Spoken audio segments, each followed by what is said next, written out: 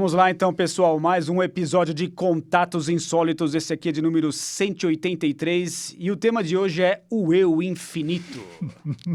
Fantástico. Bom, vou fazer diferente dessa noite, tá? Ao invés de dar o preâmbulo, né, ou seja, aquilo que fez com que eu tivesse a inspiração para elaborar uma temática, eu vou já começar com você. O que você entendeu do texto que eu passei para você, Newton, sobre o eu infinito? E aí depois eu vou falar de onde que veio essa ideia, só para eu... Na verdade, isso aqui foi uma desculpa, tá? Porque eu não consegui ter tempo para estudar o texto que eu te passei. E então, eu vou passar a bola para você fazer as suas primeiras considerações do texto que eu te enviei, e aí depois a gente vai seguindo. Pode ser? Beleza. Maravilha. Bom, como sempre eu entendo mais ou menos, mas eu faço as minhas elucubrações e dou o meu entendimento à coisa. Sempre bem-vindas. Sempre bem-vindo. Eu acho que a gente vai falar sobre, depois que você estiver lendo aí, a gente vai falar sobre a consciência, com C maiúsculo e com C minúsculo, a ideia do finito e infinito, a permear o conceito de involução e evolução, e uma série de outras coisas que tem detalhes aí, e depois tem outras coisas também que me vieram à cabeça durante a semana quando você me passou, que acho que vai dar para fazer um bate-bola legal. Beleza. Então vamos lá então, né? Sacaneei você no início, você não esperava por isso, e eu peço desculpas, tá? Mas vamos embora. É do jogo. Bom, é o seguinte, eu estava vendo um vídeo, um short, na verdade, um Reels, não lembro agora, do Deepak Chopra. Conhece esse cara, né? Famosão aí. Já escreveu alguns livros, eu não me lembro de ter lido nenhum livro dele, mas é uma pessoa bem conhecida na internet, né? E o próprio Bernardo Kastrup já fez algumas entrevistas com ele. Mas nesse Reels em particular, ele não estava sendo entrevistado pelo Bernardo Kastrup nem nada, mas ele fala sobre o método direto, tá? Que é, na verdade, deixa eu ver aqui só para não cometer nenhuma gafe, que foi um método popularizado pelo Atmananda Krishnamenon no início do século XX, que consiste em você questionar a realidade diretamente aqui e agora, né? Ele não inventou isso, tá lá nos Upanishads, nos Vedas, milenar, né? Isso é uma técnica milenar. Mas ele popularizou isso a partir dos anos 20, então ficou conhecido através dele, né? Mas que se trata de uma prática de questionamento direto da realidade daquilo que nós estamos vivenciando, né? Então, acho que isso é interessante porque vai colocar a gente necessariamente contra algo que a gente está muito habituado a se identificar, que é o nosso ego, né? Então, temos a tendência de achar que nós somos o nosso ego, nascemos numa família específica, né, com pais X e Y, né, num país específico, né, dentro de uma cultura também específica. Então, vamos nos identificando, né, com toda essa narrativa que a gente vai criando ao longo da vida, contando essa história para a gente mesmo, que nós somos isso, né? E o método direto, ele vai questionando isso aos poucos, né? E vai ao encontro daquilo que a consciência é, né?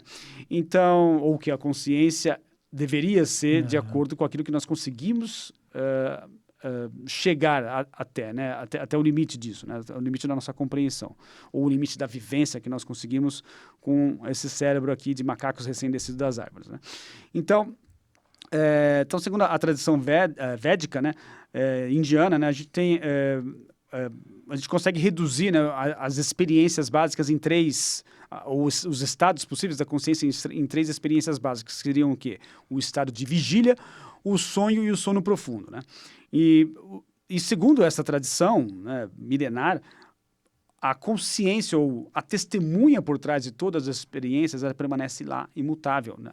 Então são as experiências que se alteram e que mudam, e você, como testemunha dessas experiências, fica lá imutável.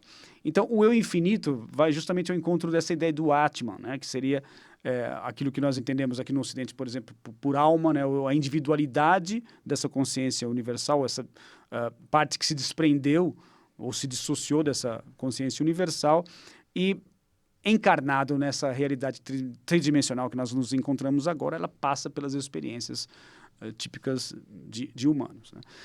E então, muito além dessa ideia de você se identificar com o ego que passa pelas experiências, o método direto, o objetivo é justamente você parar e refletir a respeito dessa... de que somos, na verdade, a testemunha por trás de todas essas experiências, né? Então, assim, essa seria a ideia inicial que ele menciona, e ele vai além no vídeo dizendo, então, vamos fazer aqui um experimento para você ver na prática como é que funciona o método direto, né? Então, por exemplo, aqui, esse estúdio onde nós nos encontramos agora, né? O que é esse estúdio, né? Esse estúdio constitui algo material, ou seja, temos uma mesa aqui bastante sólida, né? Uma coisa física, microfones, cenário, etc. A gente pode reduzir isso a tudo que existe? Não, a gente está aqui passando por uma experiência. Então vamos falar de experiência. O que seria experiência? Bom, a experiência é a junção disso tudo, né? Há um tecido aqui experiencial, digamos assim, não há um limite. Mas, então, o que nós somos? Somos essa experiência? Não, estamos passando pela experiência. Então, o que está passando pela experiência?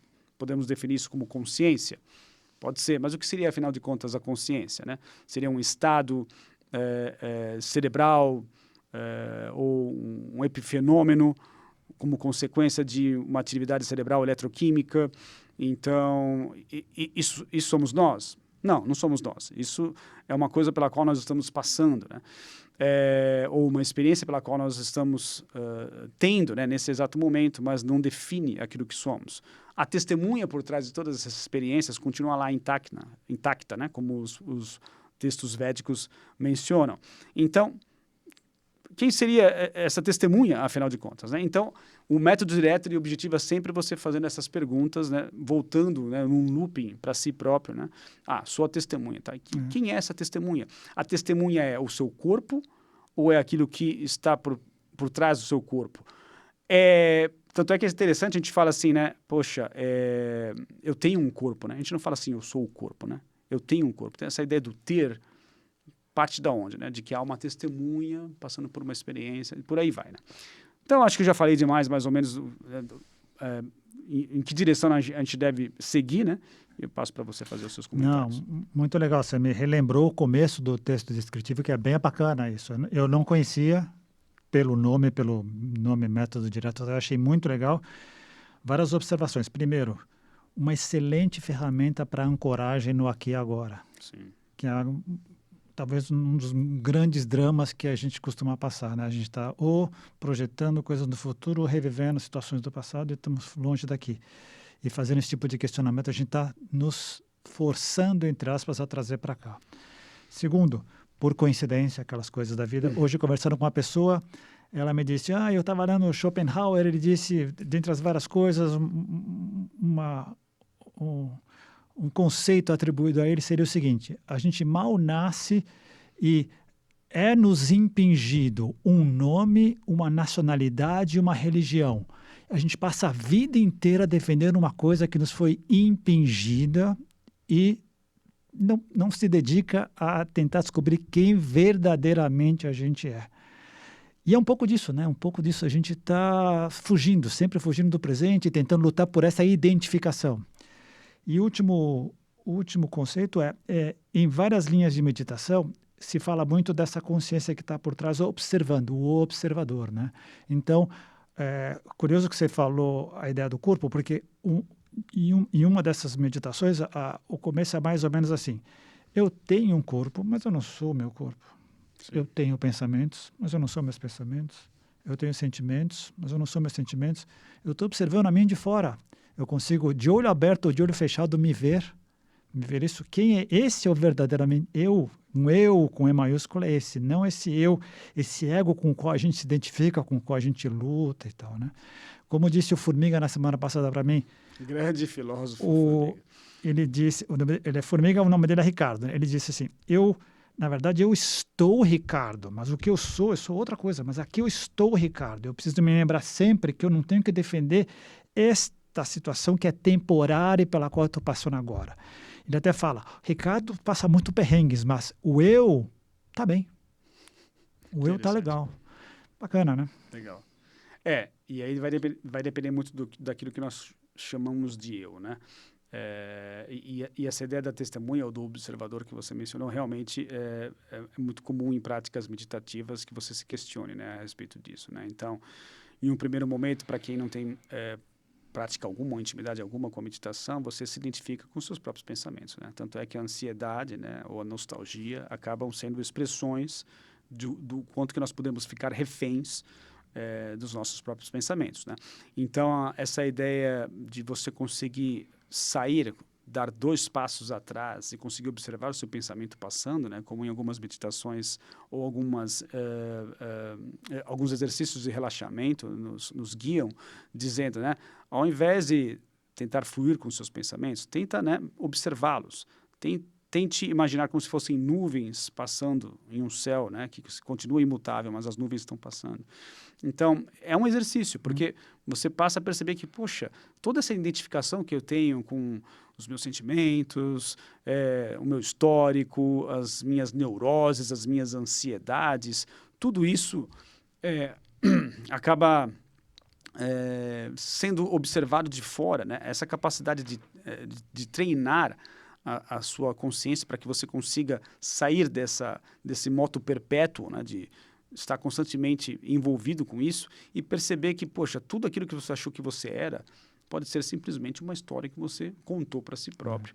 Para se defender, obviamente, não foi algo que seria possível ser de outra maneira. Eu acho que todos nós passamos por isso, mas a meditação possibilita isso, né, de que você consiga se desprender desse eu ao qual você está tão apegado, e quanto menos apegado esse eu, esse ego, melhor será a sua prática, porque você vai conseguir, perceber que você é algo infinitamente maior, né, do que o seu próprio ego. Então, acho que essa é a primeira grande enrascada, né, conseguir se desvencilhar, né, desse ego, e depois acho que é legal também falar da experiência que engloba essas coisas todas que nós falamos, e não da ideia materialista de que a consciência estaria dentro do cérebro, aí, toda a parte aí do problema difícil da consciência, que a gente pode mencionar em um outro momento. Mas vamos lá, o que você acha dessa história? Genial. Acho que a palavra-chave desse trecho que você falou agora é identificação, é identidade, né? Por ser jogado nesse mundo da maneira como a gente indo crescendo, não só fisicamente, mas consciencialmente, a gente vai mudando junto com a família, junto com a cultura, uma série de coisas, essas personas com as quais a gente acaba identificando. E passa a ser parte do nosso eu. No começo individual e depois muito afincado no grupo, no etnocêntrico, né? Então, eu sou brasileiro, eu sou corintiano, eu sou católico, eu sou homem, eu sou isso e aquilo. E acabamos, como eu estava falando no começo, sem perceber, a maioria das vezes inconscientemente, tentando defender isso porque virou a nossa armadura e virou a nossa estratégia de sobrevivência. Porque sem isso, nós somos o quê? Exatamente. Para poder saber o que a gente é sem isso, precisaria fazer esses exercícios voluntários de introspecção. A meditação e a contemplação seriam os 2 maiores e melhores veículos para isso, que requerem intenção, requerem coragem, requerem predisposição a se fazer isso, né? Quem está muito vinculado nessa parte egocêntrica e etnocêntrica não vai nem perceber que isso existe, nem vai perceber que isso pode ser um benefício. Por quê? Porque ainda está nessa luta entre nós e eles, em que o eles, o outro é um inimigo, é uma coisa errada. Está na polarização. Não percebeu ainda que a polaridade é outra coisa, é uma dinâmica de yang que vem desde o começo e tal, mas caiu na polarização, que também é uma estratégia de sobrevivência e uma estratégia de autoafirmação. Porque às vezes eu só me identifico ao saber o que eu não sou. Sim. O que o outro é, eu não sou aquilo. Muitas vezes a gente se identifica com aquilo. Esse exercício de observar pensamentos, deixá-los fluir, fazer chacotas, ter autocompaixão e autocomiseração, reconhecer que nós não temos atenção plena. O termo é muito bonito, em inglês, mindfulness ou atenção plena, mas por trás dele está o maior de todos os desafios. Quem consegue manter a atenção por minutos? Minutos, não estamos falando nem de horas, minutos ininterruptamente. É muito difícil. É do jogo, a nossa mente é assim. Mas é o treinamento que vai nos permitir estar cada vez mais centrados e trazendo para essa estrutura de presente aqui e agora. E o reconhecimento e a, entre aspas, identificação com o observador ajuda muito. Porque o observador também ajuda a mostrar quem eu não sou. Muito bem, concordo. E durante a sua explanação aqui me ocorreu uma lembrança, cara, sobre um episódio que tem a ver com o método direto também. Eu não sei se eu vou saber contar a história direitinho, mas eu vou adaptar aqui no meio do caminho, porque acho que por trás da história o importante é o conceito, né? Que é a história de um jornalista que se encontra com um monge budista, né? E ele chega para esse monge budista e ele pergunta assim, qual que é o maior problema da humanidade, né? Seria, sei lá, a fome, seria, sei lá,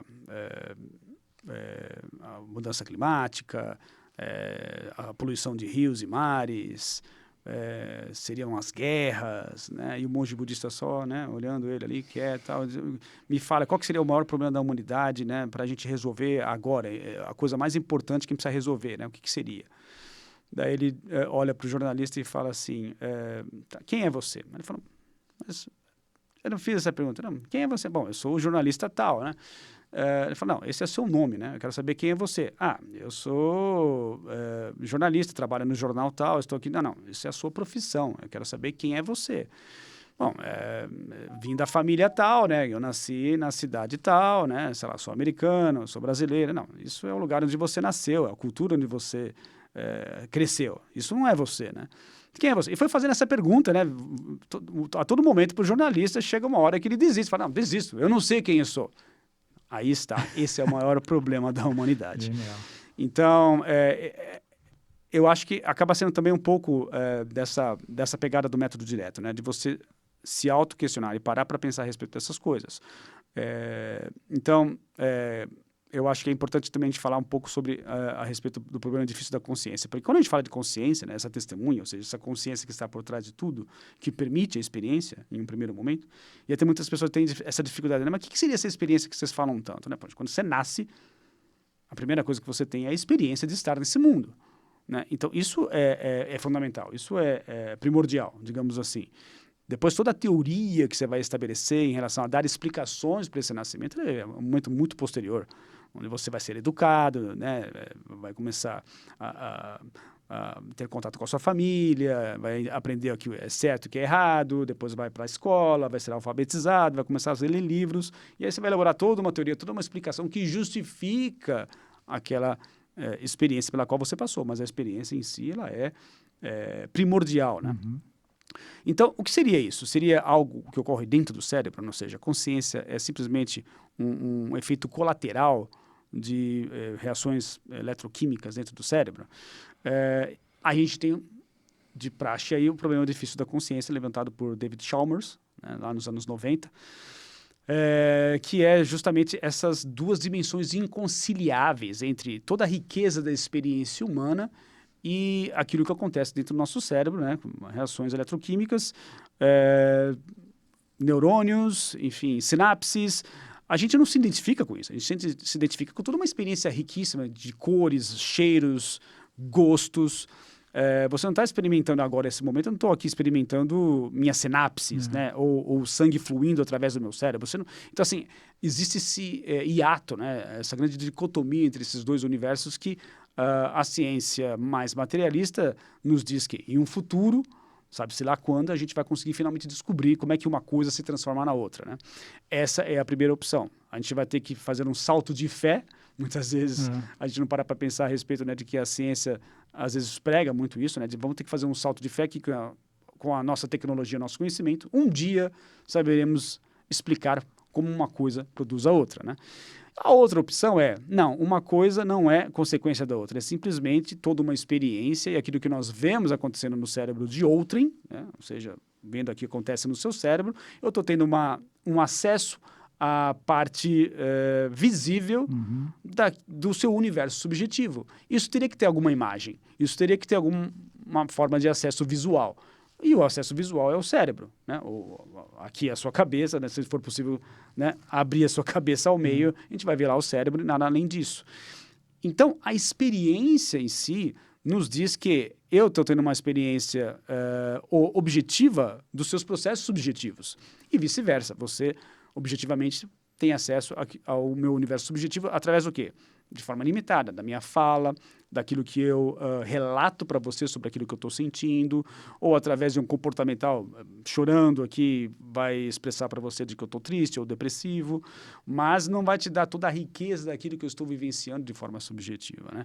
Então, esses dois universos, dentro dessa experiência do método direto, vai nos dando essa perspectiva de que, opa, peraí, então não seria mais fácil ou um caminho mais promissor do que esse que a ciência materialista nos demonstra, de que nesse salto de fé, isso vai ser explicado lá na frente, de perceber que estamos vivenciando uma experiência que é primordial, fundamental, e o nosso corpo, o nosso cérebro estão dentro dessa experiência, fazem parte dela. Então, esse é um outro aspecto que eu acho que é interessante a gente explorar legal. também. E é legal porque a gente sempre volta nessa questão, e é legal que a gente tenta abordar por perspectivas diferentes, que é inteligente, porque a gente pelo menos não patina, né? Eu acho que mais ou menos já está assentado para muita gente, pelo menos para nós dois, que essa linha de interpretação da realidade materialista, ela tem as suas limitações muito fortes. Ela cumpre a função genial, inclusive nessa ideia de salto de fé, também no seguinte sentido: é sim verdade que às vezes foi preciso esperar máquinas melhores, equipamentos melhores, extensões melhores dos nossos sentidos para ter algum tipo de comprovação daquilo que era teórico. Bárbaro.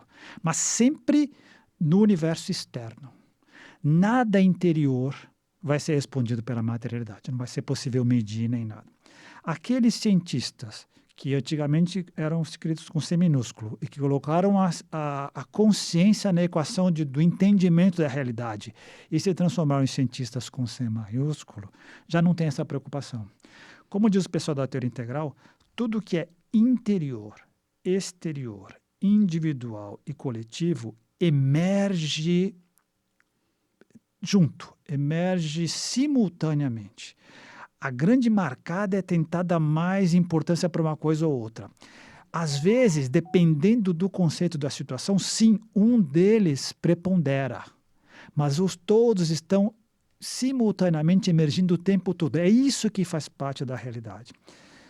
Eu posso ver como o cérebro está funcionando no momento em que eu tomo um ADMT, por exemplo. Se eu fizer um scanner, eu posso ver. Mas eu só vou saber o que está passando na cabeça da pessoa se eu perguntar para ela. Não há máquina que vai poder dizer isso. Está definido. Aqueles que se permitirem fazer essa complementariedade vão ter uma perspectiva maior da realidade. Aqueles que se preocuparem só com essa explicação materialista vão estar numa situação de sentados numa cadeira que está faltando uma ou duas pernas. Sabe o que você me fez lembrar? Lembra do filme Contato, com a Jodie Foster, naquela cena épica que ela viaja entre aspas, porque o filme deixa isso no ar também, né? Ela viaja de fato. Bem legal, né? Bem legal. Mas quando ela chega lá no cosmos, no universo, e ela fala aquela célebre frase, né?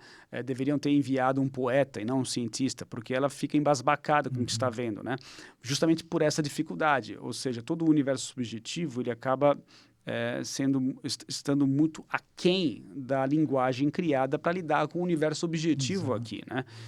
Apesar que os nossos colegas do Antigo Oriente, né? Principalmente os indianos, né? As filosofias do Antigo Oriente, acabaram nadando de braçada nesse território e conseguindo mapear isso de uma forma muito mais consistente do que nós.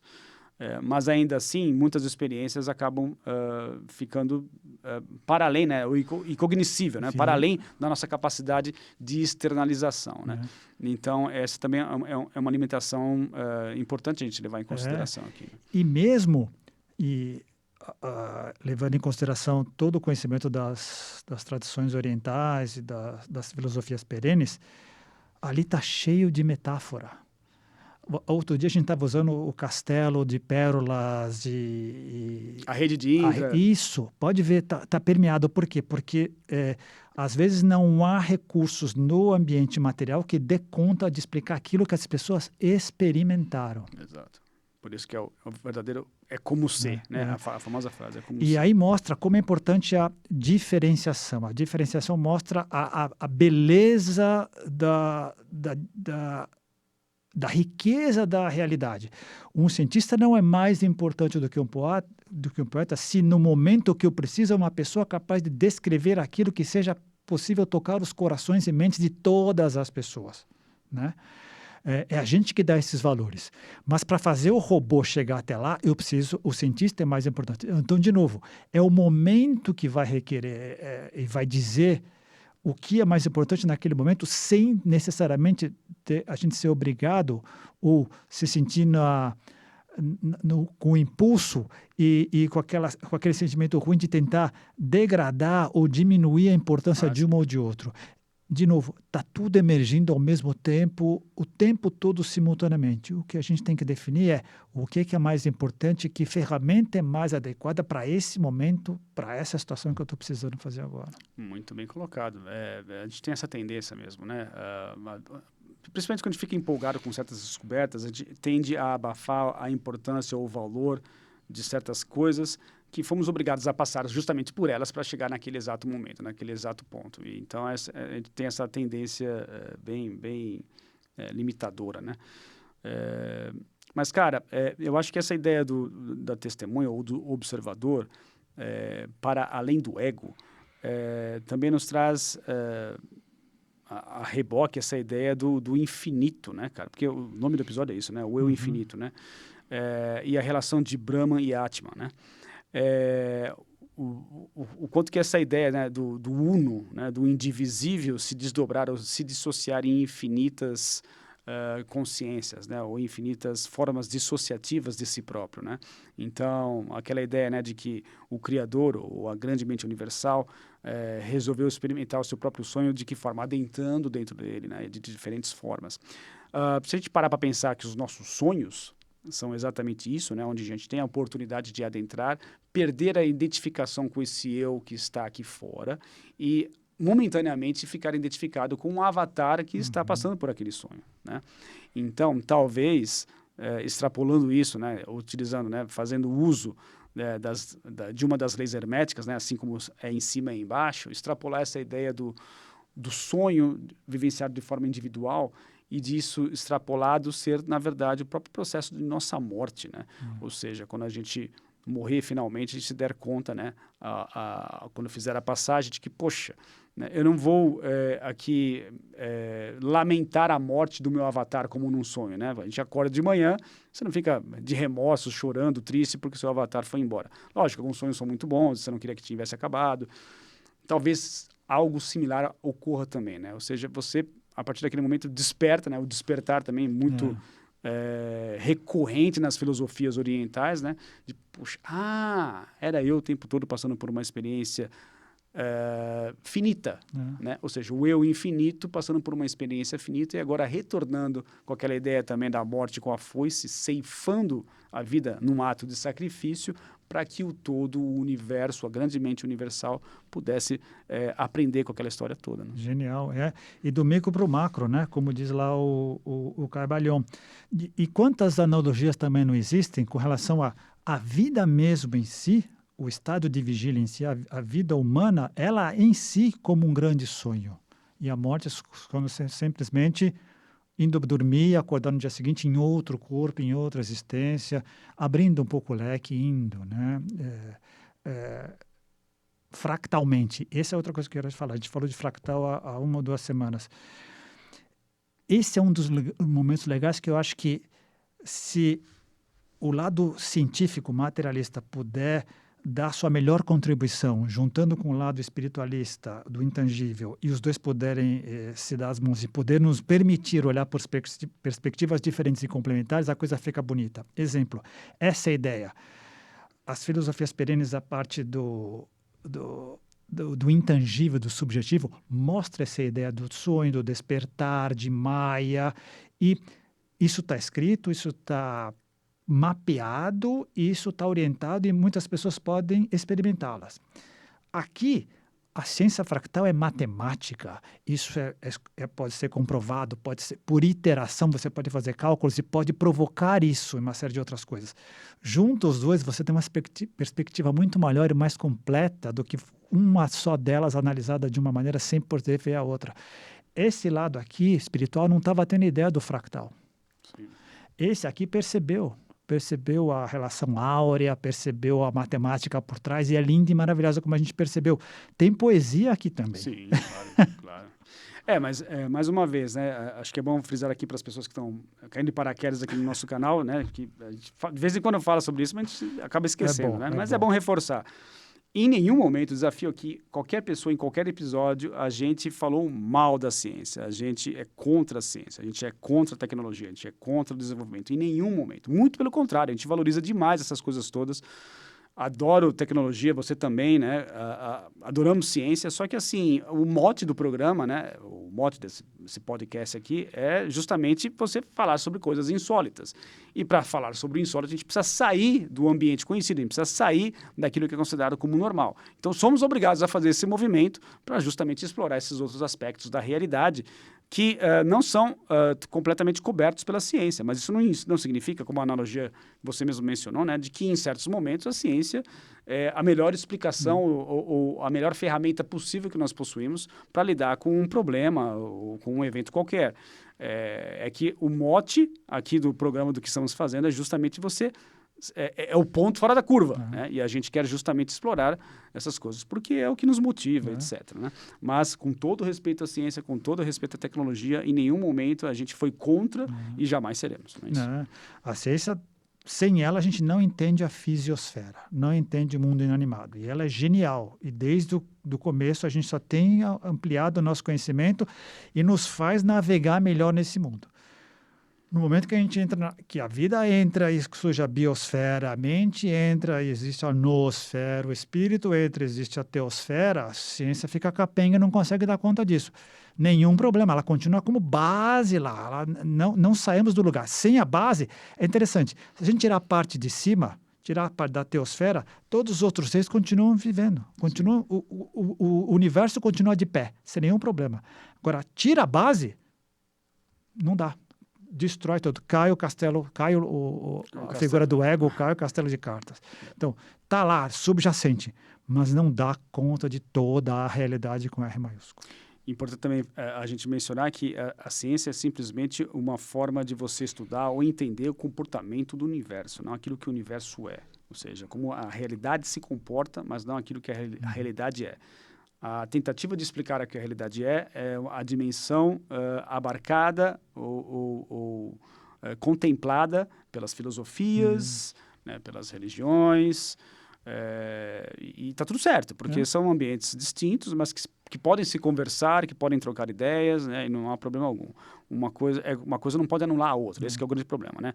Então, que é o desequilíbrio que você havia mencionado, é justamente o problema da ciência com C minúsculo, né? E você tem aí os céticos de plantão tentando eliminar ou ridicularizar tudo aquilo que não é ciência. E, por outro lado, também os fanáticos religiosos tentando imputar à ciência um valor desprezível ou que não tem nenhuma consistência, ou que também é errado, né? Então, a premissa aqui é justamente unir os dois lados, né? Fez sentido desmembrar o conhecimento em áreas específicas para poder serem aprofundadas, fazia sentido, mas depois a gente tem que remembrar, né? Seria trazer de volta para formar todo o organismo. E às vezes, a impressão que deve fazer uma analogia aqui, às vezes parece que o pâncreas está se achando mais importante que o rim. E não é essa a questão. A questão é que cada um tem a sua função para que o organismo funcione da maneira melhor possível. Né? Com certeza. Deixa eu ver o horário aqui. Temos 34 minutos. Tá tranquilo ainda. Não, e sem dúvida, né, cara? E essa ideia do infinito e do finito, né, cara? A gente já teve, acho que, um episódio falando sobre isso, né? Finito e infinito, se não me engano. Eu não lembro se exatamente esse nome. A gente já perpassou, a gente já passou por aí, né? Mas fazer uma revisita nunca é demais, né? Então, essa ideia do infinito também, às vezes, pode ser meio assustadora, né? Como assim o infinito? E esse se assustar com isso, né? Vai depender muito do nível de apego que você possui em relação àquilo que é conhecido, né?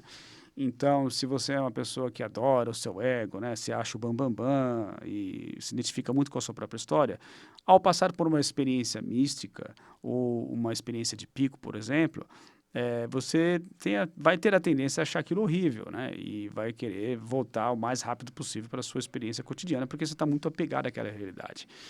Então, refletindo aqui, até que ponto, de repente, também os relatos que nós possuímos de pessoas passando por experiências ruins, em experiências de quase morte, que, né, possuem essa oportunidade de voltar e contar esses relatos, não estão atrelados muito mais a essa incapacidade de enxergar um outro nível de realidade, se desvencilhar do seu apego a essa vida aqui, né? Será que isso não me explica, pelo menos em parte, o porquê do medo, o porquê do pânico em experiências de pico, ou experiências com ayahuasca, enfim, DMT, as bad trips? Lógico que tem toda uma parte da bad trip que você tem que levar em consideração, ambientes inadequados, momentos inadequados para você fazer uso das substâncias psicodélicas, sem a orientação adequada, sem a supervisão adequada, tudo isso faz parte. Mas eu estou questionando aqui contigo até que ponto o apego a esse ego não faz tudo ficar pior e a experiência acaba sendo negativa, né? São vários pesquisadores que trabalham com experiência de quase morte e tal, tem sempre um resíduo que eles colocam isso. O último que eu li é um cara da Holanda, acho que é Pim von Bommel, uma coisa assim. 1.500 casos que ele coletou. Segundo ele, uma porcentagem gigantesca, 90%, 95%, ou ela é positiva, no sentido, eu vi a luz, eu vi alguma coisa, eu queria ir numa boa, ou foi neutra. E uma porcentagem pequena era negativa, eu não quero ir de jeito nenhum, quero voltar e tal. E na análise dele, com o trabalho psicoterápico junto com as pessoas e tal, uma das principais tentativas de explicação para isso seria esse apego muito forte a essa estrutura egóica forte da pessoa. Minha vida é muito importante, eu me identifico muito com isso, minha família, meu nome e tal. Não deve ser só isso, mas deve ser um componente importante. Eu não sabia, então acho que chutei na direção correta, né? Mas acho que faz sentido, né? E isso também não é uma tentativa da gente dizer que a nossa vida não presta ou que você não pode ter amor à sua família, amor às coisas que você faz, ou amor pela vida de uma forma geral, né? Não está aqui em questão esse aspecto, né? Mas o quanto que, de repente, essa ideia do eu infinito, né, pode ser assustador para algumas pessoas. O apego, eu acho que é uma palavra interessante, porque o apego não... É um exagero, é sempre um exagero que nos leva a nos perder, a cair nas armadilhas, né? Com relação ao amor, a palavra amor, o sentimento amor, o conceito amor, não há problema.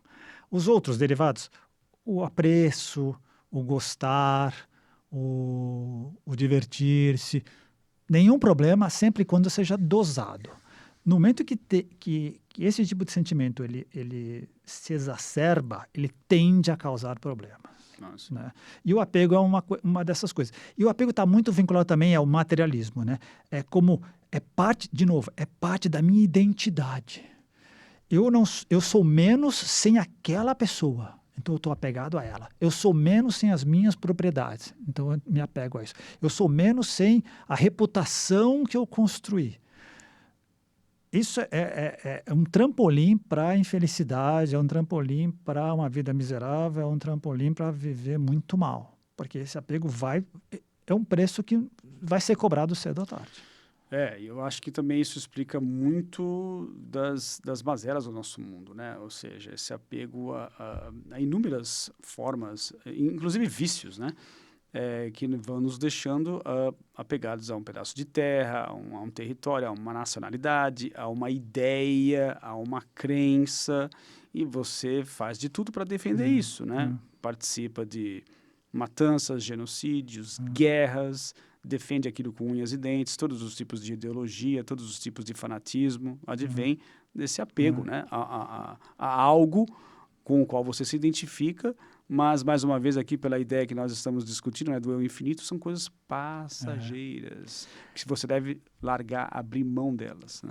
E parece que quando a gente envelhece bem e amadurece bem, a gente consegue perceber e dar menos importância a essas coisas que não têm verdadeiramente tanta importância e valorizar outras.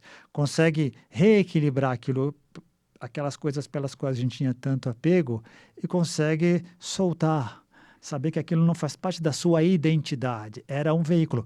Assumindo a posição de observador, você que talvez consiga enxergar que função aquilo cumpria naquele momento na sua vida.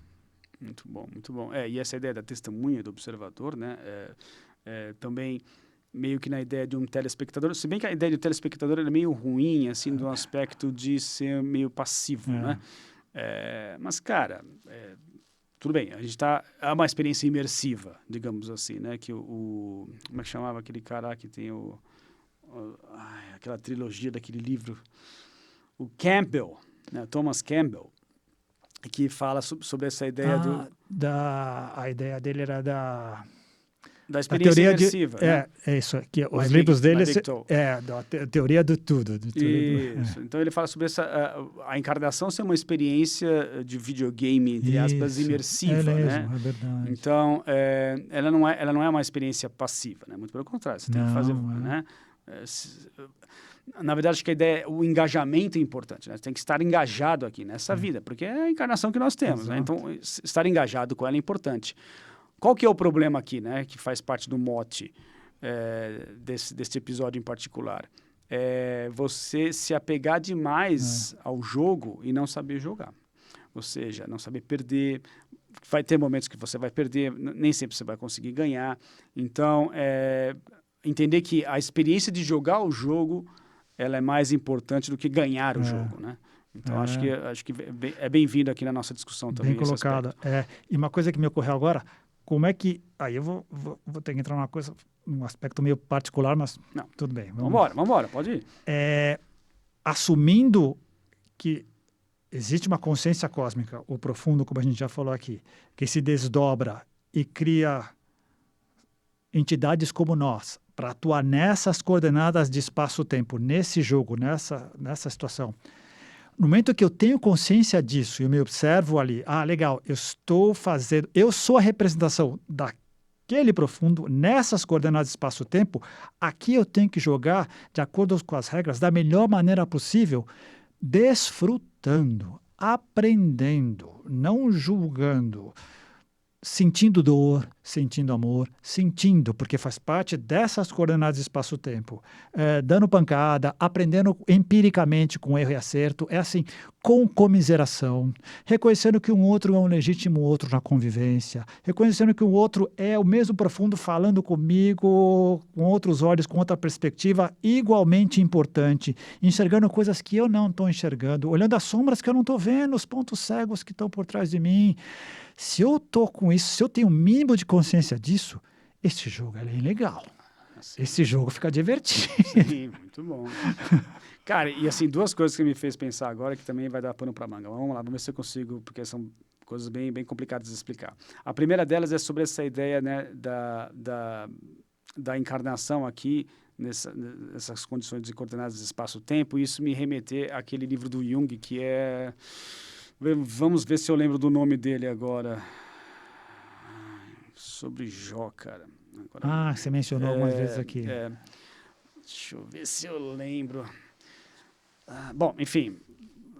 Depois eu coloco no descritivo do vídeo aqui o nome do livro. Agora me ocorre exatamente, não vou lembrar agora. Mas assim, que essa ideia justamente que o Jung explora de Deus precisar descer aqui e encarnar nesse planeta para perceber o que é o sofrimento. E aí ele vem na forma de Jesus Cristo, né? Ou seja, ele passa pelo todo o sofrimento, né, de estar aqui justamente para perceber o que as suas criaturas até então sofriam, e ele não tinha ideia, né? Lógico, o Jung inventou essa história, enfim, mas é uma metáfora muito interessante em relação à ideia do sacrifício, de um Deus que inicialmente no Velho Testamento era bastante visceral, agressivo, e você tem depois no Novo Testamento um Deus compassivo, amoroso, porque ele passa pela experiência do sofrimento, e a partir de então ele passa a ter compaixão pelas pessoas, compaixão pelas suas criaturas, etc. Né? Esse é o primeiro aspecto interessante que acho que é legal. É legal isso daí. Depois eu quero fazer um comentário a gente sobre fala sobre isso. O segundo aspecto, que a gente passou por ele, passou batido por minha culpa, mas eu acabei me lembrando, quando você falou das coordenadas do espaço-tempo também, que é essa questão da consciência, né? O que seria a consciência que o Deepak Chopra, ele fala nesse vídeo que eu mencionei para você, que deu a inspiração nesse vídeo aqui, desculpa, nesse episódio aqui, que é o seguinte, o que seria a consciência final, né? Eu não sei definir, é complicado definir a consciência. Por quê? Porque ela não se encontra aqui nesse universo objetivo, né? Então, lógico, mais uma vez aqui estamos extrapolando, né, na abstração, mas eu acho que é um questionamento muito válido, né? Ou seja, qual a dificuldade tamanha de você descrever a consciência, né? Temos ela, mas por que isso? Então ele fala, não, justamente por causa disso, ela não possui forma. Se não possui forma, não se encontra numa coordenada de espaço-tempo conhecida, ela se encontra para além do espaço-tempo. E eu acho isso de uma simplicidade e de um poder tão grande ao mesmo tempo, cara, porque, não sei, para mim soa assim, aquele momento que a ficha cai, né? Aham! Tá aí uma coisa que a gente sempre passou, a gente sempre passa por isso, né? Desde os primeiros episódios, e, pô, vamos definir a consciência, é difícil definir, mas por que a gente não consegue? Porque ela não tem forma. E se não tem forma, ela não está aqui nesse universo objetivo, né? A gente conseguiria apontar ali a consciência, está ali a consciência. Agora, as pessoas podem ligar, mas está aqui, ó, dentro desse corpo, né? E aí, mais uma vez, a gente vai entrar, né, naquele problema difícil da consciência, etc. Que vai ficar repetitivo se a gente for utilizar aqui. Mas, de novo, só pegar esse último gancho. A pessoa vai apontar, tá ali, mas não está dizendo o que ela é. E aí que, de novo, como que o Kybalion ou Kybalion é genial. Logo no começo, admitindo que a consciência, um outro termo seria o todo, o tal, o profundo, seja lá o quê. Primeira linha, o todo é incognoscível. Isto é, não vai ser intelectualmente que a gente vai definir isso. Mas apesar de ser incognoscível, ele é passível de experimentação. E aí a coisa muda de figura. Sim. Nós podemos experimentá-lo. E quem experimenta, desse o nome que dê, experiências de pico, seja lá o que for, como o Ken Wilber fala, quem teve uma experiência sabe que teve. Sim. A pessoa pode ter dificuldade em reproduzi-la, mas ela não tem dúvida. É diferente, por exemplo, eu estava fazendo até um trabalho outro dia com relação a comunicação com espíritos, comunicação com extraterrestre, alguma coisa exterior. Às vezes vem dúvida, sim. É importante, às vezes, ter uma comprovação externa, sim, porque de tanto você treinar, de tanto você estar participando daquilo, de tanto você ler, você pode se iludir, sim. E, às vezes, você pode estar falando, sim, com o seu eu superior ou com o seu alter ego. Pode, sim. Então, é possível você ter dúvida de alguma comunicação com um espírito ou de algum extraterrestre? É possível. Mas uma experiência transcendental com profunda consciência, quem teve não tem dúvida nenhuma. Isso eu acho que é uma coisa muito legal. E outra coisa, só para terminar a consciência e voltar no Jesus. Desde que a gente está conversando e faz tempo já, pode ver em qualquer dicionário, em qualquer idioma, como são várias as definições e como é um tipo de conceito que a gente sabe que existe e tenta contorná-lo da melhor maneira possível, mas sempre vai esbarrar na limitação do cognitivo. Sim. Temos que usar poesia e outros tipos de artifícios para poder explicar essa experiência em si. Né? Mas ela está lá, ninguém deixa de reconhecê-la. Até os próprios materialistas, quando dizem que é um acaso, de repente, um flash que não deveria acontecer e que não é autônoma. Mas, enfim, isso, como a gente já falou, não vale a pena a gente voltar para isso. Mas só uma coisa que eu queria falar sobre Jesus, antes da gente voltar para o infinito,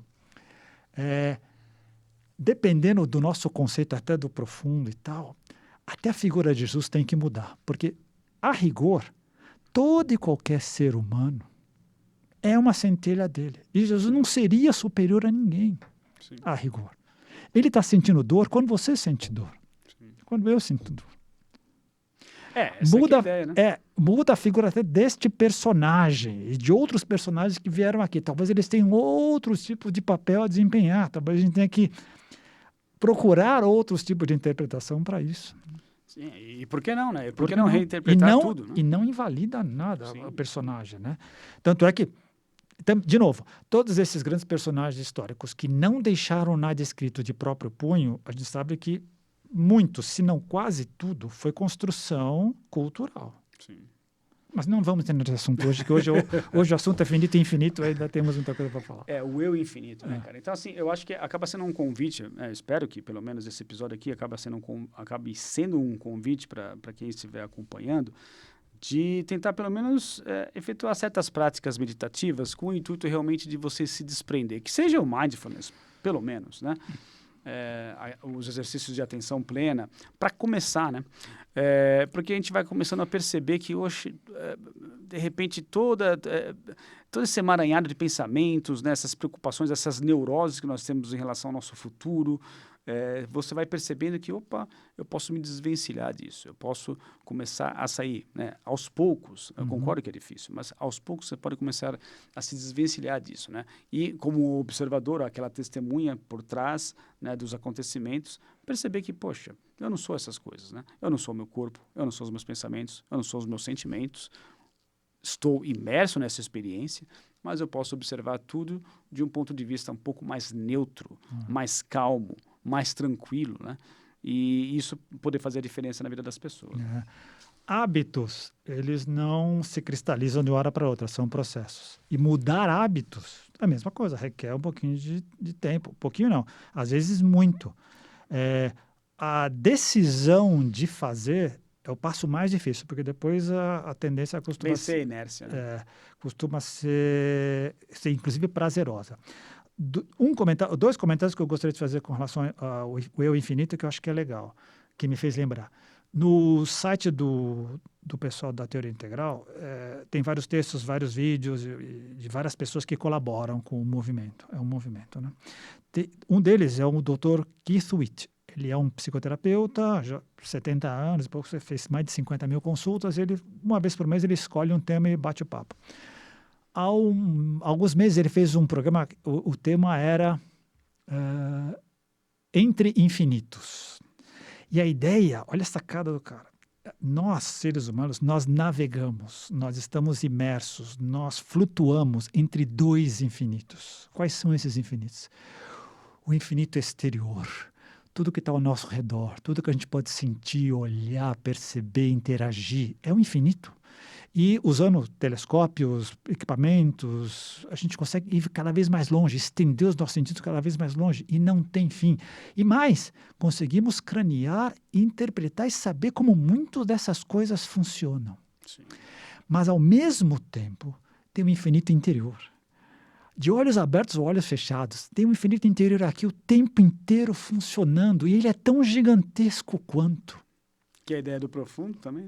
Ele é tão gigantesco quanto, e mais, de novo, não cabe alteridade, não cabe ou um funcionando ou o outro funcionando. Não, os dois estão funcionando o tempo inteiro.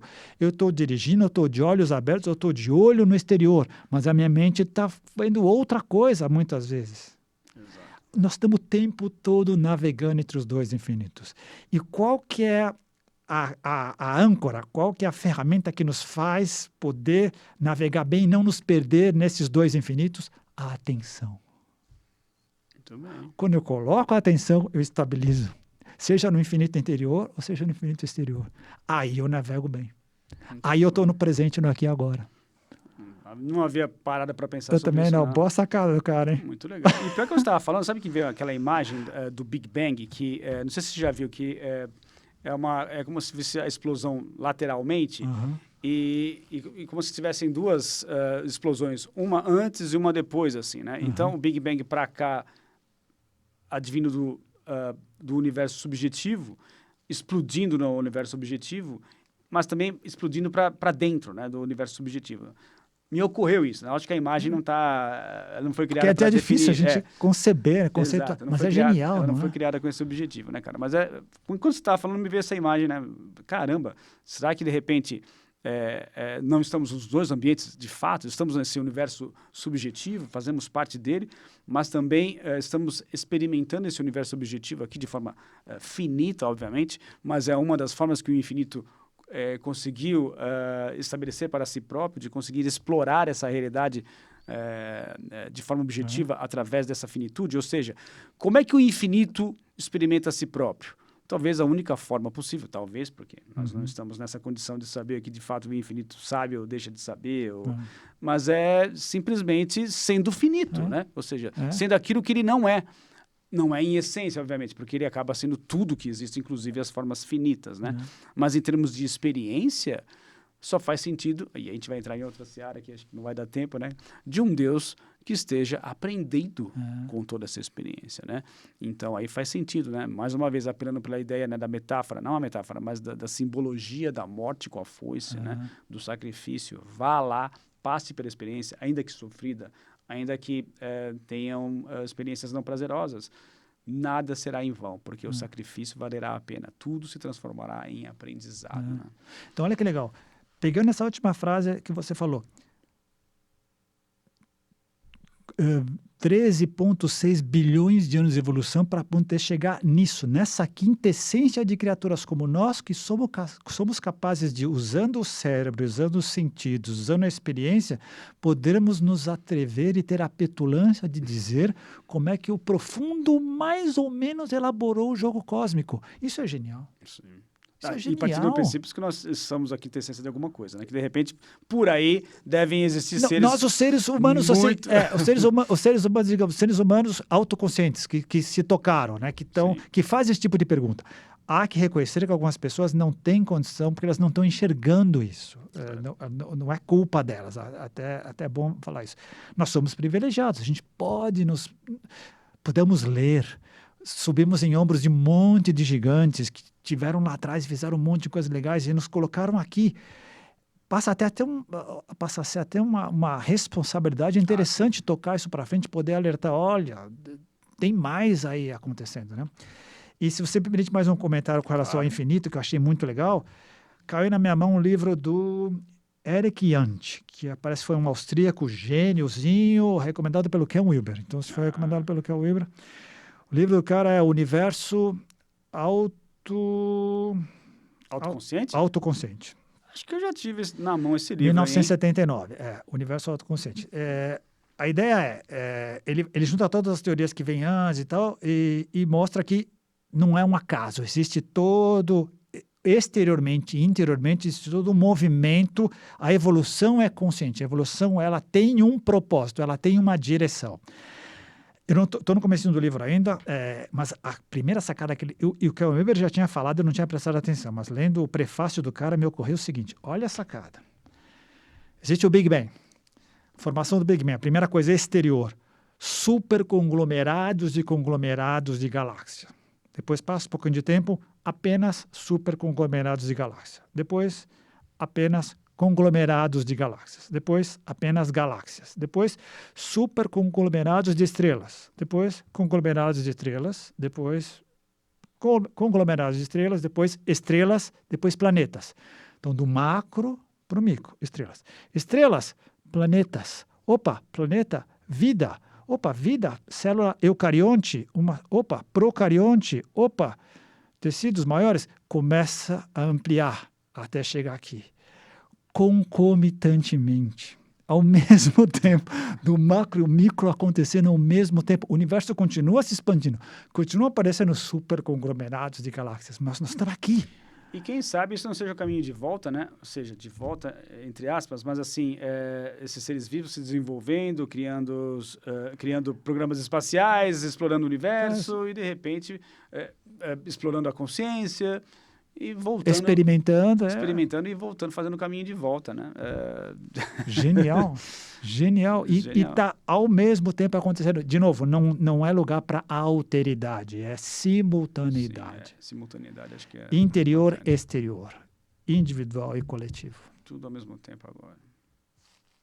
Bom, estamos chegando ao término do nosso episódio, Muito o bom, Eu Infinito, né? Cara. Bom, de forma finita, né? Nós somos obrigados a fechar o ciclo por aqui, né, cara? Infelizmente. Mas acho que, diante da proposta e diante do fato de eu não ter estudado absolutamente nada, acho que demos conta de explorar mais ou menos a temática, né? Eu acho que sim. E o conhecimento, o papo, o aprendizado, se a gente acredita no infinito, ele continua perdurando, ressoando cosmos afora. Isso é sempre bom. Exato. Então é isso, gente. Mais uma vez, muitíssimo obrigado por estarem com paciência de nos acompanharem até aqui. Por favor, se inscrevam no canal, né? Divulguem para outras pessoas para que a gente continue com essa proposta, né? Explorando até onde a gente conseguir, né? E até o próximo episódio de Contatos Insólitos. Um grande abraço. Valeu. Obrigado.